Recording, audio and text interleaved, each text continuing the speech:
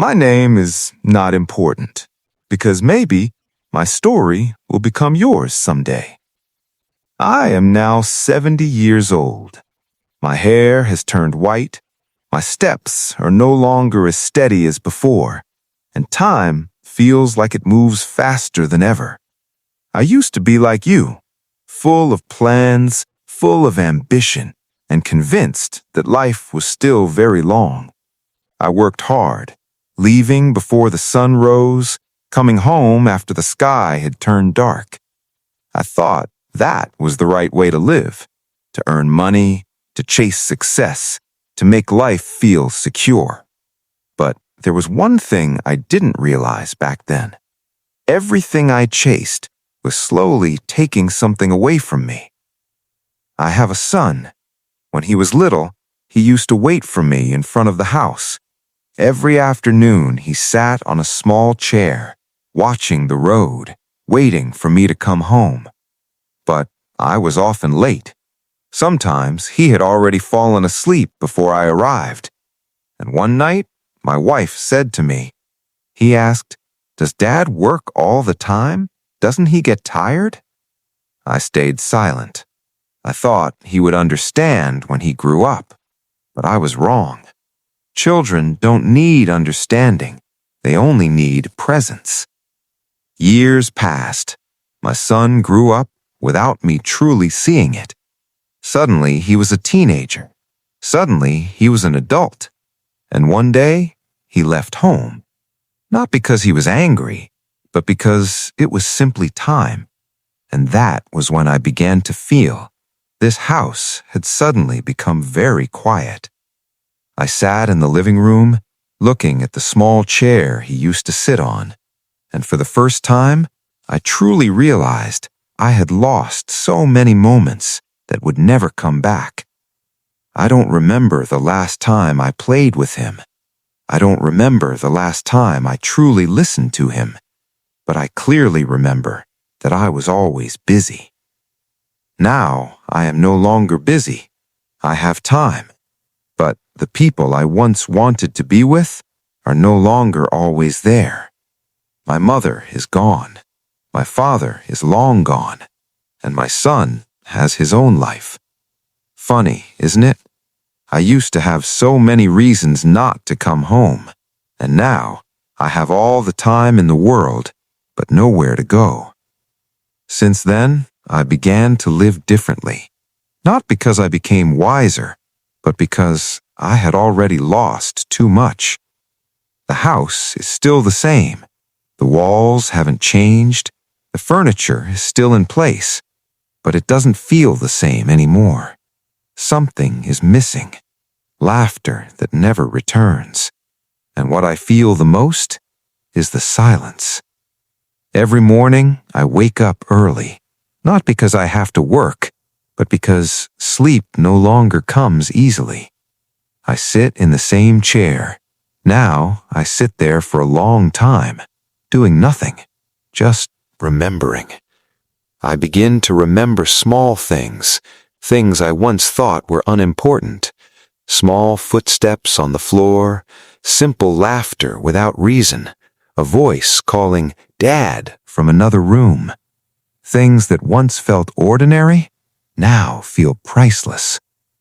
One day, I opened an old cabinet. Inside, there was a small box. I opened it slowly, and inside were old drawings. Drawings my son made when he was little.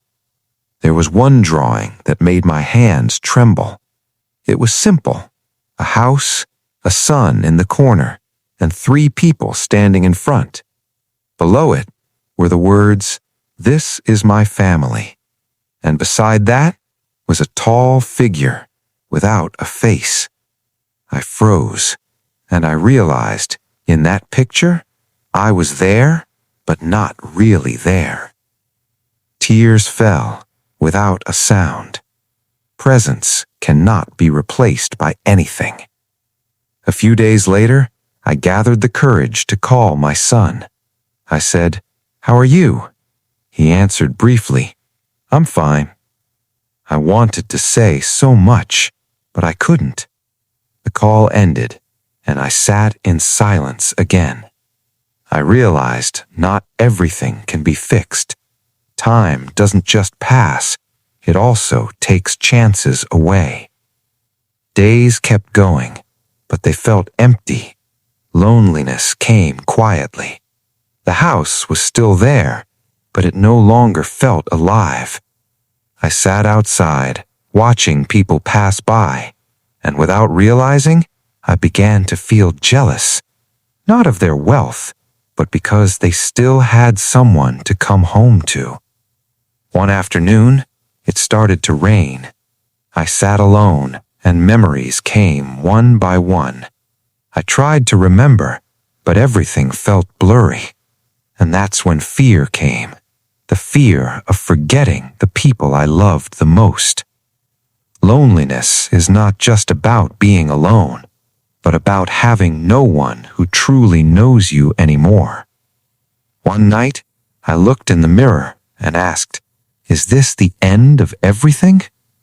But then I realized life always gives us time to understand.